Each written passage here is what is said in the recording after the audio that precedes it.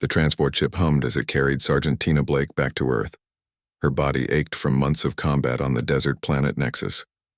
Her mind replayed scenes of battle that earned her medals and praise from high command.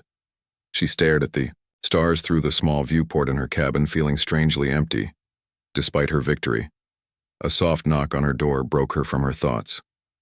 A young crew member stood there nervously. "Sergeant Blake, the captain, wants to see you on the bridge." Tina nodded and followed the crew member through the narrow corridors. The ship's engines vibrated beneath her boots as they walked. The smell of recycled air and metal filled her lungs. It reminded her of home after so long breathing the strange, spiced air of Nexus. The bridge doors slid open. Captain Lisa Winters stood tall by the main console. Her uniform crisp despite the long journey. Her short gray hair framed a face marked by years of command. She smiled when she saw Tina. "Sergeant Blake, our hero of Nexus, I have something for you." Tina stood at attention, her back straight despite her exhaustion. "Just doing my duty, Captain." Winters approached with a small containment box in her hands. The box was made of some kind of clear crystal that caught the light from the ship's monitors. It seemed to glow from within. "This is for you, a token of appreciation from the Nexian Council. They insisted our best warrior receive their most precious gift." Tina hesitated. Her hands remained at her sides. "With respect, Captain, I was just doing my job. I don't need rewards." Winter pushed the box toward her. "This isn't optional, Sergeant. The alliance with Nexus is new and fragile. Refusing their gift would be a grave insult. They were very specific that you should receive." This Tina reluctantly took the box. It was lighter than it looked and warm to the touch. Almost like it was alive. "You should open it in private." The captain added. The Nexians were clear about that too. Back in her quarters, Tina placed the crystal box on her desk. She stared at it for a long time. The surface shimmered with faint patterns that moved like water. The longer she looked, the more complex the patterns became. Finally, she found the small indentation that served as a lock. She pressed her thumb against it. The top of the box dissolved into light. Inside stood a tiny woman, no taller than 6 inches. Her skin glowed with a soft blue light that pulsed gently like a heartbeat. Her eyes were large and silver, taking up much of her delicate face. Her features seemed almost human except for the faint ridge along her forehead and the pointed tips of her ears. She wore what looked like armor made of tiny crystal plates that shifted color as she moved. The tiny woman looked up at Tina and bowed low. Her movements were graceful and deliberate. "I am Kira, sent to serve the warrior who saved my people." Tina stepped back, shocked. Her mind raced. What was this? A sentient being given as a gift? A pet? A slave? The thought made her stomach turn. She had not fought to collect living trophies. "What are you?" Kira straightened. Her tiny voice was clear and musical. "I am Luminari from the inner realms of Nexus. We rarely show ourselves to outsiders, but you have earned the highest honor." Tina frowned. She looked around her small cabin as if seeking escape from this situation. "This isn't right. People aren't gifts. I can't accept you." Kira tilted her head, her silver eyes studying. "Tina, you misunderstand. I am not property. I am an ambassador, but also a gift of knowledge. Our customs are different." Tina sat heavily on her bunk. The springs creaked under her weight. She ran a hand through her short brown hair. Her green eyes narrowed in confusion. "I don't understand." Kira walked to the edge of the box. Her tiny boots made soft tapping sounds against the crystal. "May I come out?" Tina nodded, watching as the tiny woman climbed from the box. Her movements were graceful as she explored the metal desk. Her blue glow cast strange shadows on the walls. "My people believe that knowledge is sacred. We share it only with those who prove worthy. You fought with honor. You saved many Luminari when you stopped the bombardment of the Eastern Plains. Your commanders did not know we lived there. But you sensed something and disobeyed orders. I am sent to help you understand us, to bridge our worlds." Tina remembered that day she had refused to call in airstrikes on what appeared to be empty desert. Something had felt wrong about the order. There had been no enemy signatures. Nothing but strange lights beneath the sand. Her commanding officer had been furious, but she had stood her ground. There were people there. Yes, Kira said. Many thousands of my kind. We live below the surface in most regions. Our cities are ancient and hidden. The council revealed themselves to your leaders only after we saw your actions. Tina leaned closer, examining the tiny woman. She was clearly technological in some way, but also organic. Her blue skin appeared to have texture pores, small hairs. Her chest rose and fell with breath. Her eyes blinked and focused. Are you some kind of robot? Kira laughed to sound like tiny bells. No, I am flesh and blood like you, just smaller. Our evolution took a different path. We learned to conserve energy and resources by reducing our size while expanding our mental capabilities. Tina still felt uncomfortable with the arrangement. You can stay if you want, but you're not my servant or my property. You can leave anytime. Kira went still. Her silver eyes widened. She studied Tina with new intensity. No human has ever said such things to my kind. You are different. This confirms what I sensed. That night Tina prepared for sleep. She made a small bed for Kira from a spare cloth and set it on the shelf beside her. Bunk. The tiny woman sat cross-legged on the makeshift bed. Her blue glow dimmed to a soft nightlight. What is Earth like? Kira asked, her voice quiet in the darkness. Big, Tina said after a moment of thought. Green. In many places. Blue oceans. Crowded cities. Nothing like Nexus. We have many different cultures, languages, ways of living. It's complicated. Will I be allowed to explore?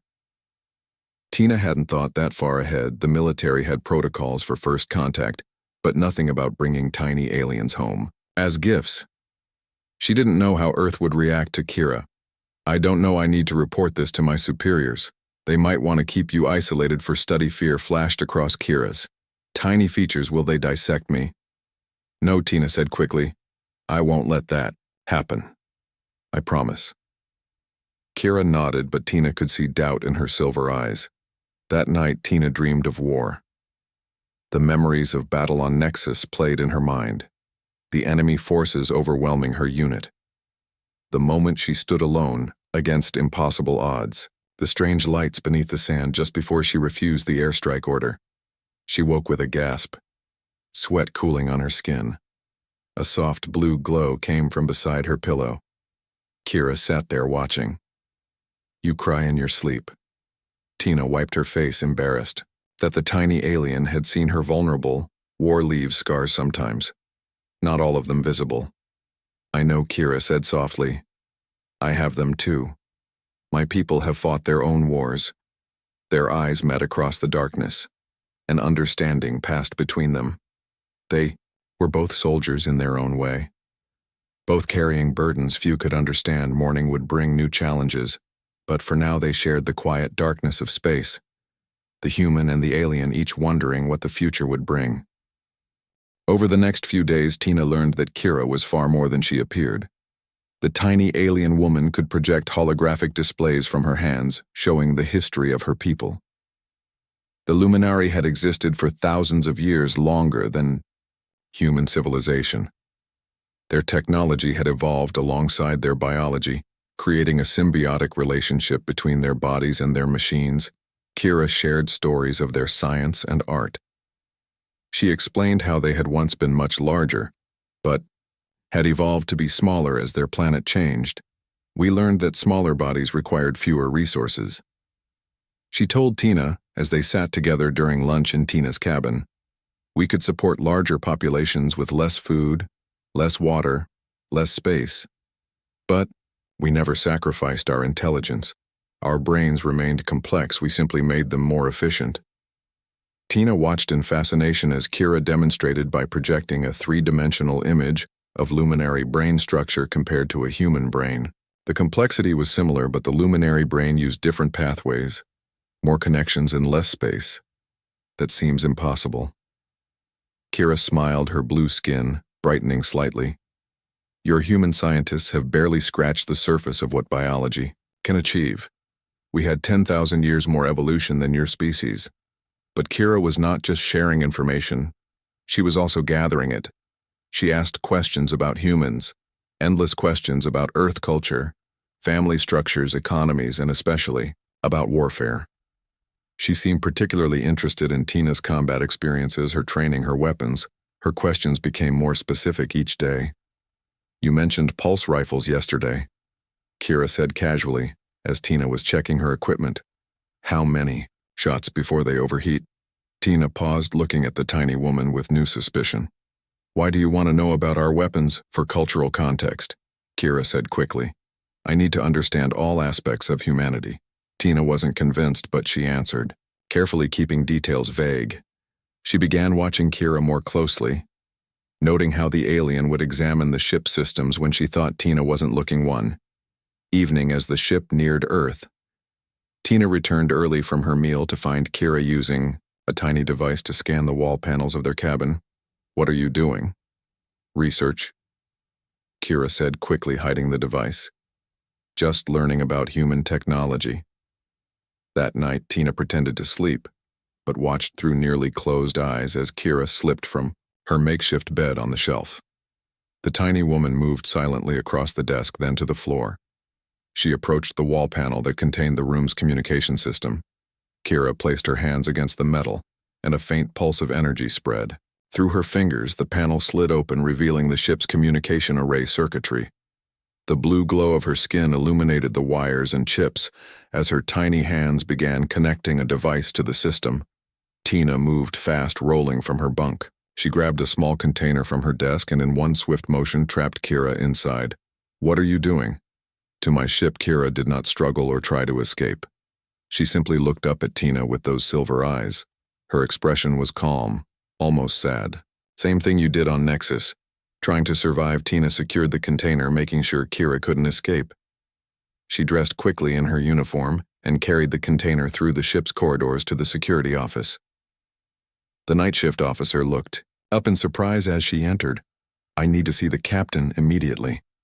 20 minutes later, Captain Winters stood in the security office staring at the tiny alien woman in the container.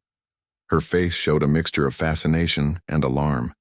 "You believe she's been spying on us?" Tina nodded. "I caught her interfacing with our communication system. She was asking too many questions about our weapons, our defenses. She wasn't sent as a gift. She was sent to gather intelligence." Kira looked between the two humans.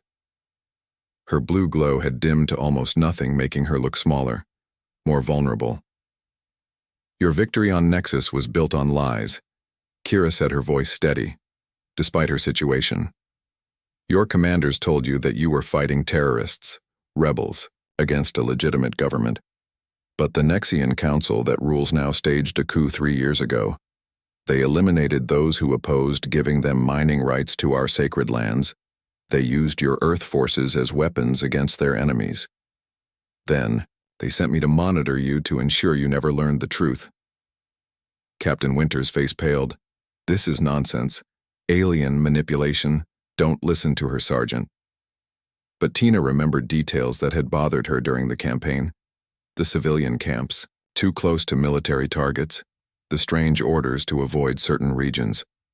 The way the Council had appeared so quickly after the fighting. "What truth?" Tina asked. Ignoring the captain's warning, Kira placed her tiny hands against the clear walls of her container. "The Nexian Council wanted the resources beneath the Eastern Plains, the very place you refused to bomb. They needed Earth technology to extract the rare minerals there, but the previous government refused to allow the destruction. The Council labeled them terrorists to gain your support." Captain Winters tried to interrupt. "This creature is trying to drive a wedge between us and the Nexian Alliance. Do not fall for it." Kira continued, her silver eyes fixed on Tina. "They sent me because I am small, easy to dismiss, but also because I am a scholar. I know our true history.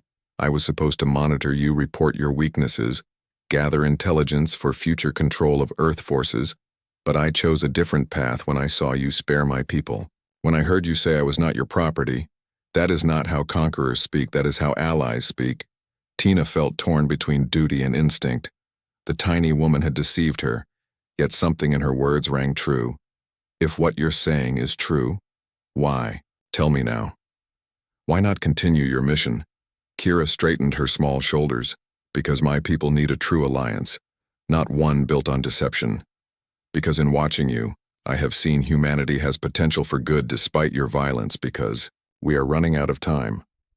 The Council plans to use Earth technology to begin mining operations that will destroy the underground aquifers that sustain all life on Nexus.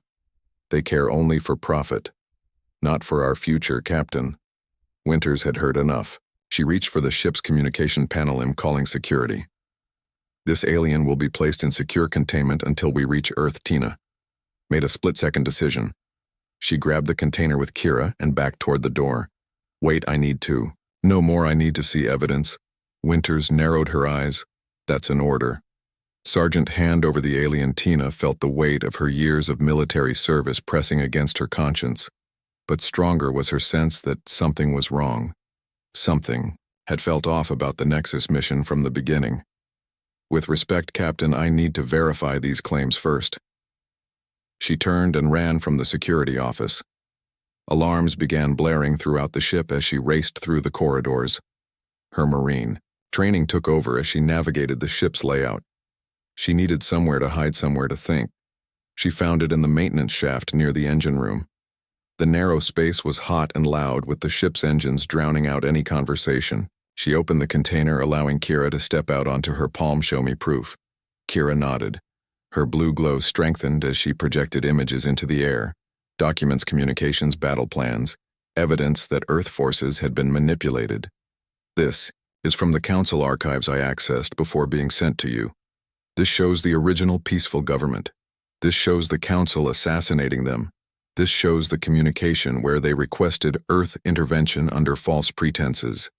Tina studied the evidence. Her stomach turned as she realized what she'd been part of. What she'd fought for. They used us as mercenaries. For mining rights, yes, Kira said, and they will use you again, unless we stop them. The ship's announcement system crackled. To life, attention all personnel. Sergeant Tina Blake has taken an alien asset and is considered armed and dangerous. Security teams to all decks. Apprehend with minimum force. Tina looked at the tiny woman standing on her palm. Their eyes met an understanding, passing between them. What now? Now, Kira said, her silver eyes gleaming. We find a way to contact both our peoples with the truth, and we hope they listen. To be continued. The maintenance shaft vibrated with the ship's engine noise. Sweat beaded on Tina's forehead as she considered their options. The ship would dock at Earth Station Alpha in less than 24 hours. Once there, security would be impossible to evade. She needed to act fast. Kira stood on Tina's palm, her tiny form glowing brighter as she accessed her internal systems. There is a way to broadcast the truth to both our peoples. But I need access to the ship's main communication array. Not just the cabin. Terminal. Tina shook her head. Impossible. That area is heavily guarded, even more so now that they're looking for us. Kira projected a small holographic display of the ship schematics. There is another way. The emergency communication system in the escape pods. It has enough power to send a targeted message to Earth Command, and with modifications I could redirect part of the signal to reach my people on Nexus. Tina studied the ship layout, her military training helping her identify the best route to the escape pod bay. That might work. But the pods are monitored. We're going to need a distraction. She thought for a moment, then reached for her tablet. She still had access to some ship systems. A benefit of her hero status. If she could trigger a minor system malfunction away from their position, it might draw security away long enough for them to reach the pods. Tina typed commands into her tablet, accessing the ship's environmental controls. She programmed a series of temperature fluctuations in the cargo bay, followed by oxygen level warnings. Nothing dangerous, but enough to require immediate attention. It's done. In 3 minutes, alarms will sound in the cargo section. Most security will respond there, giving us a window to move. Kira nodded, her silver eyes reflecting the dim emergency lighting. I trust your judgment, warrior. Those words struck Tina strangely. Here she was betraying her command structure, risking her career, possibly her freedom, based on information from an alien shed known less than a week. Yet something in her gut told her Kira was telling the truth. that this small being had shown more honesty than her own superiors. When the alarms began blaring, they moved. Tina placed Kira on her shoulder where the alien could grip the fabric of her uniform. They emerged from the maintenance shaft and moved quickly through the corridors. Most crew members were responding to the cargo bay alert as planned. The few they encountered barely gave them a second glance, assuming Tina was heading to assist with the emergency. They reached the escape pod bay without incident. Tina selected the pod furthest from the entrance and cycled the door open. The small craft was designed for emergency evacuations with 4 acceleration couches, a minimal life support system and the communications array Kira had mentioned. Once inside, Tina secured the door and moved to the communication panel. She watched as Kira climbed down her arm and approached the system. Can you really modify this to reach Nexus? It's designed for short-range emergency signals, not interplanetary communication. Kira began removing tiny tools from compartments in her crystal armor. Your technology is primitive but adaptable. I can enhance the signal using components from my own systems. She began dismantling parts of her armor, revealing that some of it was actually sophisticated technology. I will need time. Perhaps 30 of your minutes. Tina took up position by the door, checking her tablet for security alerts. They were still focused on the cargo bay, but that distraction wouldn't last forever. She watched in fascination as Kira worked. Her tiny hands moved with incredible precision, connecting components, modifying circuits. The blue glow of her skin provided all the light she needed to work. What happens if we succeed? Will your people help us? Kira continued working, her voice calm. The resistance against the Council is strong but scattered. They need proof to unite. They need to know Earth was deceived, not willingly complicit. Once they understand humans were manipulated, they will rise up and Earth. What will happen to Earth? Relations with Nexus. The agreements will need to be renegotiated, but honestly, rather than exploitatively. Tina thought about the consequences. If what Kira said was true, exposing the deception would cause diplomatic chaos. Her own career would certainly be over. She might even face court-martial for her actions today, but she had not become a soldier to be used as a weapon. In someone else's power play, a notification flashed on her tablet. Security teams were now searching all decks. They had discovered the environmental system tampering. They're heading this way. You need to hurry. Kira worked faster, her tiny form now connected to the communication array through a web of modified components. Almost complete. I need to encode the data package with the evidence. Loud bang on the pod door made them both jump. Sergeant Blake, we know you're in there. Open this door immediately. By order of Captain Winters, Tina moved to the pod's control panel. She activated the emergency launch sequence. A series of warnings flashed on the screen. The pod wasn't designed to launch while still docked to the ship. Kira looked up, alarmed. What are you doing? Initiating emergency protocols. If we can't transmit from here, well, transmit from space. The security team began overriding the pod door. Tina heard the mechanism grinding as they forced it. The pod computer announced launch sequence in 15 seconds. Kira worked frantically, connecting the final components. Transmission beginning. The pod screens lit up with the data Kira was sending. Images, documents, records of the Nexian Council's deception, the secret agreements, the planned exploitation of Nexus resources, the manipulation of Earth forces. A complete timeline showing how the legitimate government had been overthrown and replaced. The security team breached the door just as the transmission completed. 3 officers in full tactical gear entered, weapons raised. Sergeant Blake, stand down. Tina raised her hands, showing she was unarmed. Too late. The truth is already transmitting to Earth Command and to Nexus. The lead officer approached cautiously, eyeing the tiny alien connected to the communication array. By order of Captain Winters, you're both to be detained pending investigation for espionage and treason. The pod shuddered as the emergency launch sequence reached its final stage. The security team looked around in alarm. What have you done? Tina smiled grimly. Given us a head start. The pod detached from the ship with a violent jerk, throwing everyone off balance. The security officers tumbled as artificial gravity briefly fluctuated. Tina used the moment to move, grabbing Kira from the communication array. She placed the tiny alien inside her breast pocket and dashed past the disoriented officers. The pod was now free-floating, connected to the ship only by emergency tethers designed to keep it from drifting too far. In a true evacuation, Tina reached the manual override and severed the connection. The pod jerked again. Now truly free. One of the officers recovered enough to raise his weapon stop. "Or I will fire." Tina dove behind one of the acceleration couches as the officer fired. His stun round hit the pod wall, sending electrical discharge across the metal surface.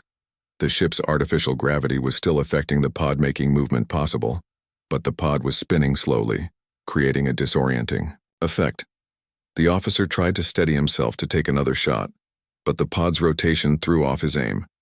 Tina used the moment to reach the emergency supply cabinet. She grabbed the survival pack inside. "The pod has no propulsion. You're just floating in space. Give up." Tina pulled an emergency thruster pack from the survival gear. The small device was designed for spacewalks if the pod was damaged. It wouldn't provide much acceleration, but it might be enough. Kira peeked out from Tina's pocket. "Transmission is complete. They have the data, both Earth and my people, but we need to survive to explain it." To give context, the security team was regrouping, spreading out to surround her. The pod continued its slow spin, creating moments where the small viewport showed nothing but the blackness of space. Then the transport ship. Then space again. Tina made a decision that would change everything. She activated the pod's emergency airlock. The small chamber was designed for repairs or emergencies, not for escape, but it was her only option. "Backup is coming." Blake, a security officer, called. "There's nowhere to go." Tina slipped into the airlock chamber, closing the inner door before they could reach her. She quickly donned the thruster pack and made sure Kira was secure in her pocket. The tiny alien clung to the fabric, her blue glow pulsing with what seemed like excitement or fear. "Are you insane?" Kira asked. "This is space." Tina smiled as she activated the airlock cycle. Sometimes the craziest plans are the only ones that work. The outer door opened, revealing the infinite blackness of space. The Earth transport ship loomed large beside them, its massive hull dwarfing the tiny pod. The distant pinpricks of stars surrounded them. Cold emptiness. Weighted Earth Station Alpha was visible in the distance, a small bright point growing larger as the transport ship continued its approach. Their destination. Just out of reach, Tina took a deep breath and jumped. The vacuum of space embraced them. Silent. Cold, deadly. She activated the thruster pack, feeling the gentle push as it propelled them away from the pod. Away from the ship toward the distant station. Her military space training took over. Conserve oxygen. Minimize movement. Maintain trajectory. Kira clung to Tina's pocket, the vacuum of space seemingly having no effect on her small form. Her blue glow pulsed in what appeared to be a pattern. Perhaps a message. Perhaps just her biological response to the stress. The vastness of space surrounded them as they drifted toward Earth Station Alpha. The maintenance airlock grew slowly larger in Tina's vision. The thruster pack sputtered, its fuel nearly depleted. She had made one critical error in her desperate plan. She had not accounted for the station's defensive systems. A warning light flashed on her helmet display. Proximity sensors had detected her unauthorized approach. Security protocols would be activating. She needed to contact the station somehow, to prevent automated defense measures from targeting her as space debris. Kira seemed to understand the danger. Her tiny form climbed up to Tina's helmet, where she placed her hands against the glass. Her blue glow intensified as she interfaced with the helmet's communication system. "I am boosting your signal," she said, her voice coming through the helmet's internal speakers. "The station will detect us now as a distress call rather than an unknown object."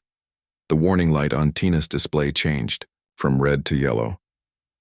The station had recognized them as human, but still unauthorized movement caught her eye. Several small security drones deployed from the station, moving rapidly in their direction. The sleek metal devices were designed to intercept potential threats before they reached the station. Tina felt her heart rate increase. They were sitting targets out here with no way to evade. The drones would reach them in moments. What do we do now? Kira worked frantically, her tiny hands manipulating energy fields around the helmet systems. I can mask our approach signature, make us appear as authorized maintenance personnel. But only for a few moments. We must reach that airlock before the deception is discovered. The drones paused in their approach, hovering at a distance, their sensors scanning. Then as one, they turned and returned to their docking stations. Kira's deception had worked. The path to the airlock was clear. With the last of the thruster fuel, Tina adjusted their trajectory. The airlock grew larger in her vision. A standard maintenance entry point with an external access panel, designed for repair crews working on the station's outer hull. But it would be locked, secured against unauthorized entry. Can you open it? Kira nodded, climbing down to Tina's arm as they approached the station. The final meters seemed to take forever. The oxygen indicator on Tina's helmet displayed 5 minutes remaining. Time was running out. They reached the airlock with a gentle impact. Tina's magnetic boots activating automatically to secure her to the station's surface. Kira moved quickly to the access panel, her tiny form now illuminated by the station's external lights. She placed her hands against the panel, her blue glow pulsing as she interfaced. With the system access codes are rotating. I need to synchronize with the pattern. Tina watched anxiously as security indicators on her helmet showed the station had detected their presence at the airlock. Security teams would be mobilizing. She could already see movement through the small viewport on the airlock door. Guards taking positions inside. Kira worked faster, her form almost blinding now with blue energy. The access panel suddenly blinked green. The outer airlock door began to cycle open, inside. Now they moved inside as the door sealed behind them. The airlock began its pressurization cycle. Tina removed her helmet, taking deep breaths as oxygen filled the small chamber. Kira climbed back to her shoulder. We have perhaps 2 minutes before security overrides this airlock. We need a plan. Tina thought quickly. The station would be crawling with security responding to their unauthorized entry. The evidence they had broadcast would be reaching Earth Command, but would anyone believe it? Would anyone act on it? They needed allies, someone who could protect them long enough to be heard. Commander Patricia Mason, Tina said suddenly. She heads station security, but she was my instructor at the academy. She always valued truth above politics. If we can reach her, she might listen. Kira nodded. The maintenance tunnels. Will they be guarded? Probably not. Everyone will expect us to try for a shuttle or a communication center. The inner airlock door opened, revealing a small maintenance corridor beyond. Instead of security guards, they found only empty hallway. The alert must not have pinpointed their exact location yet. They moved quickly. Tina accessing a station schematic on a wall panel.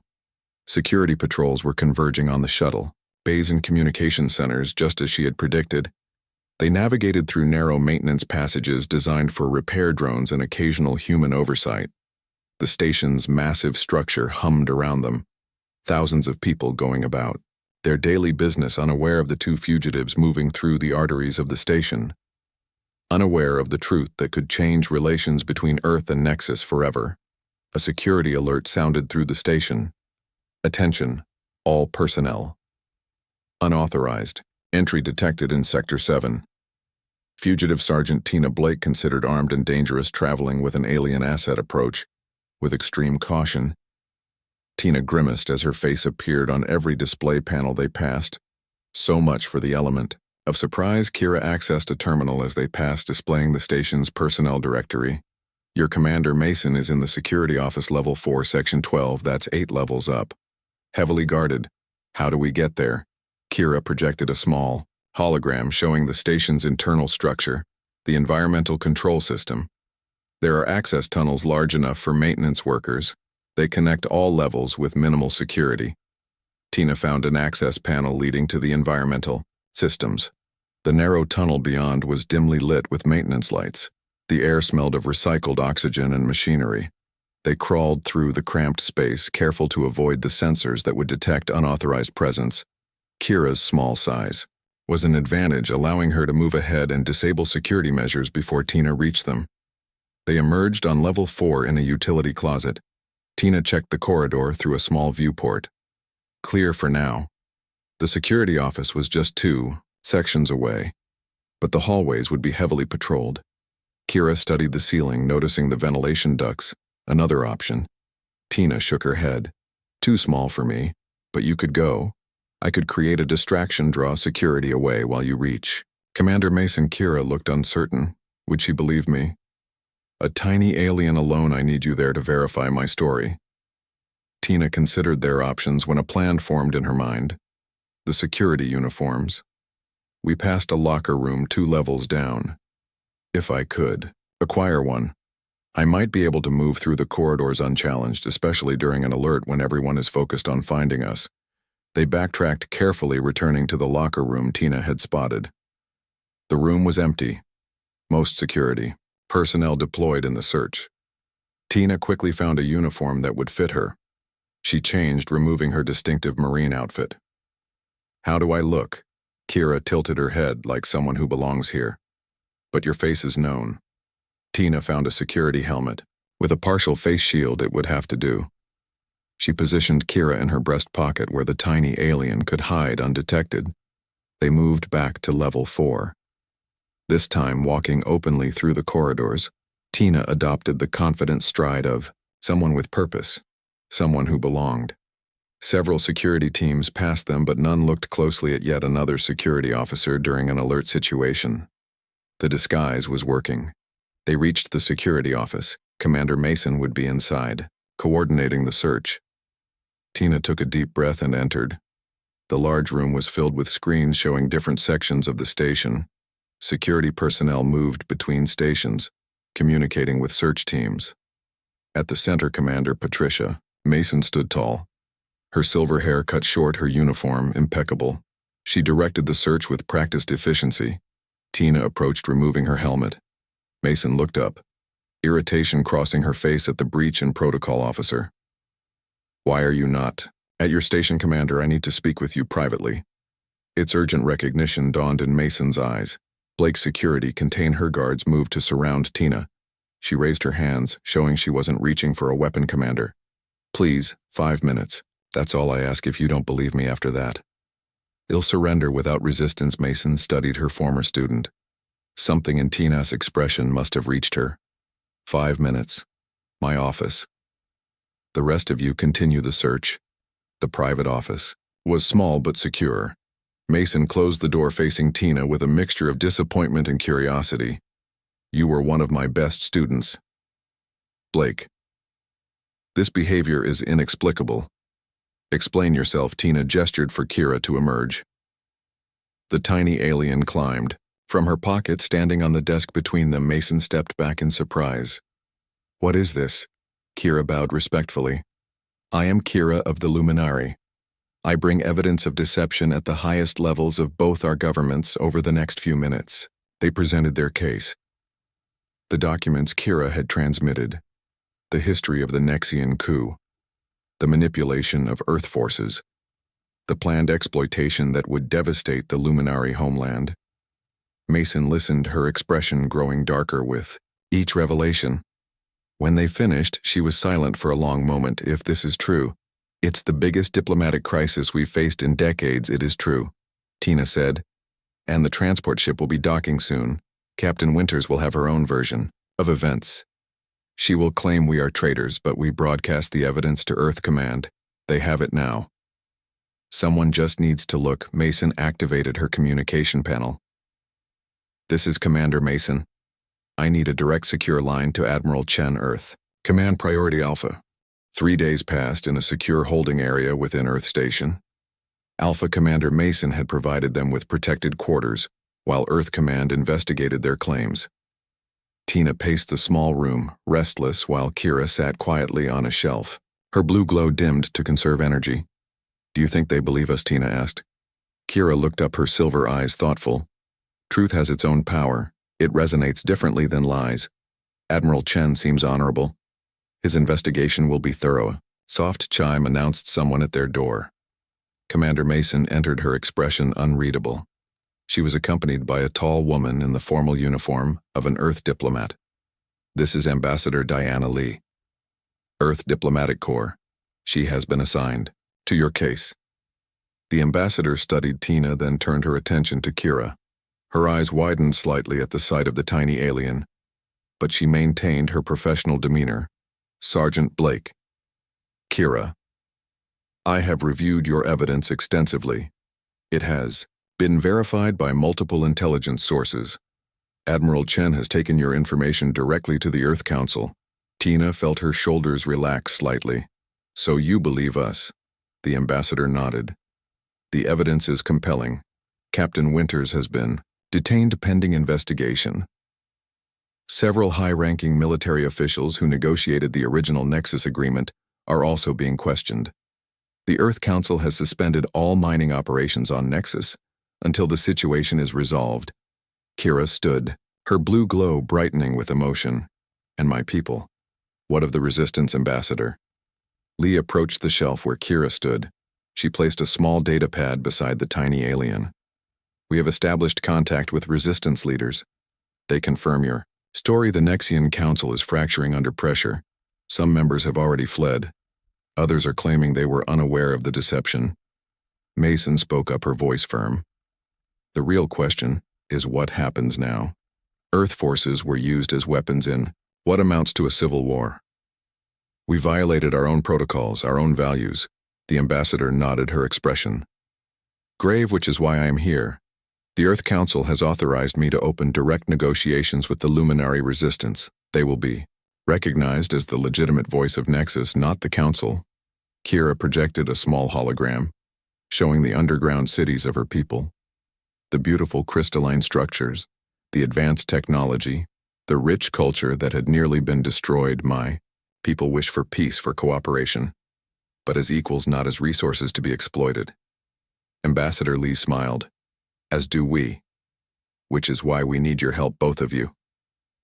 Sergeant Blake, your understanding of both military operations and ethical boundaries makes you uniquely qualified. Kira, your knowledge of both cultures could bridge our worlds. Tina looked confused. What exactly are you asking? The formation of a new joint commission on Earth-Nexus relations. Ambassador Lee explained. You would serve as military liaison, Kira as cultural ambassador. We need people who value truth above politics, above profit, above convenience. Kira and Tina exchanged glances. Something unspoken passed between them. The shared experience of discovery, of danger, of fighting for truth had created a bond neither had expected. Before Tina could respond, alarms blared throughout the station. Red emergency lights flashed. Mason moved immediately to the communication panel report. A security officer responded, his voice. Tense Nexian ship approaching, heavily armed. Not responding to hails, they dropped out of FTL inside our defensive perimeter. Mason turned to them, her expression grim. The Council. They must have learned of our contact with the Resistance. Ambassador Lee accessed her secure tablet. The Earth Defense Fleet is mobilizing, but they won't arrive in time. The station shields are at maximum, but they won't withstand a direct military assault. Kira projected another hologram, this one showing the approaching Nexian vessel. Its design was aggressive, built for war, not diplomacy. That is the Council's flagship, the Shadow Blade. It carries enough firepower to destroy this station. They are desperate. If they cannot control Earth forces, they will eliminate those who expose them. Tina felt the familiar clarity of combat focus return, her mind already analyzing tactical options. The station has defenses, but nothing that can match a warship. We need to evacuate. Mason shook her head. There's no time. The ship will be in weapons range in minutes. Over 5,000 people on this station, nowhere to send them. Kira stood straighter, her blue glow pulsing with determination. There is another option. I can contact the Resistance directly. Through channels the Council doesn't know exist. There are Resistance members aboard that very ship. They have been waiting for the right moment. The ambassador looked skeptical. Even if that's true, how would they stop an entire warship? Kira smiled, her tiny features showing a warrior spirit Tina had glimpsed before, because the Luminary are everywhere, even serving on Council ships, even in positions of power. Many waiting for this moment. Many like me, small enough to access critical systems undetected. She began projecting energy, patterns, her tiny form glowing brighter than ever. The patterns formed a complex communication signal. Unlike anything Tina had seen before, I am sending the activation signal. The recognition code that will tell our operatives the time has come. The IEI station sensors showed the Nexian warship continuing its approach. Weapon systems powering up Earth defense vessels scrambling but too distant to intervene. Mason was organizing emergency protocols. Ambassador Lee was contacting Earth Command. The situation looked grim. Suddenly, the Nexian ship stopped its approach. Its weapons powered down. Mason checked the sensor readings, confusion on her face. What's happening? Kira continued projecting her signal, her form now almost too bright to look at. Directly, the Resistance is taking control of the ship. Systems by system. The council members aboard are being contained. The station's communication officer reported. Incoming transmission from the Nexian vessel. Text only. It reads, "Liberation achieved.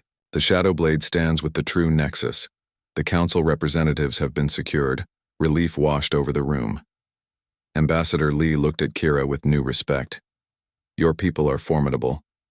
Kira dimmed her glow, returning to her normal blue luminescence. "We have had years to prepare. We placed our people carefully. We just needed the right moment." The truth you helped reveal was that moment. In the days that followed, Earth Station Alpha became the center of a diplomatic revolution. The Nexian Council collapsed as resistance cells activated throughout their territory. Earth forces were withdrawn from combat operations, replaced by peacekeeping missions, working alongside Luminary guides. The mining agreements were renegotiated with sustainable practices and fair compensation. Tina and Kira found themselves at the center of it all. Their unique partnership became a symbol of the new alliance, built on truth, not deception, on cooperation, not exploitation. 1 month after their desperate escape, Tina stood in the Earth Council chamber. The massive hall was filled with diplomats, military leaders, scientists from both worlds. At the center of the chamber, a special platform had been constructed for the Luminary representatives. Their small size accommodated with dignity and respect.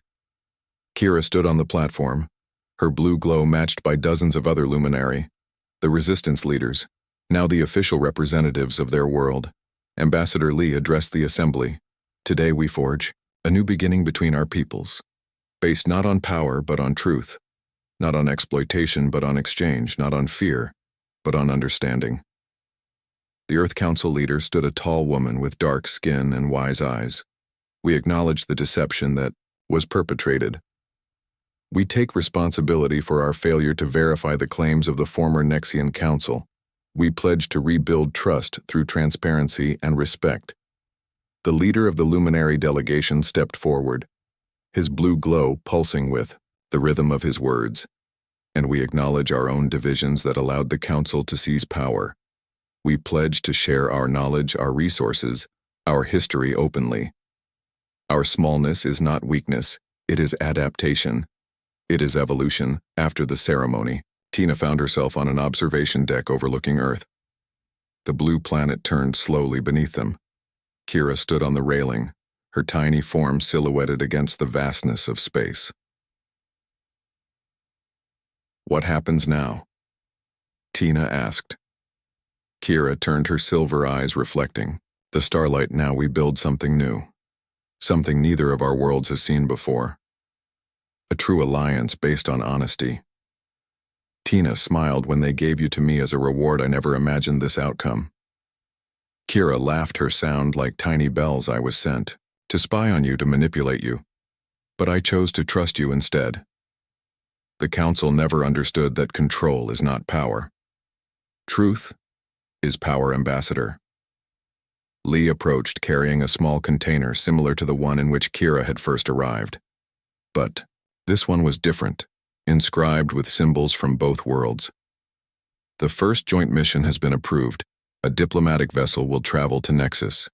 You have both been requested to lead the mission." Tina looked at the container, confused. "What's this?" Lee smiled. "Accommodations for Kira. Designed by human and Luminary engineers. Special quarters that will allow her to live comfortably among us while maintaining her dignity. No more pockets or makeshift beds. Kira examined the container. Her expression, approving perfect integration without erasure, coexistence without dominance, as they prepared for their new mission. Tina reflected on how much had changed in such a short time. She had gone from decorated soldier to fugitive to diplomat. She had discovered a conspiracy fought for truth found an unexpected ally in the smallest of beings.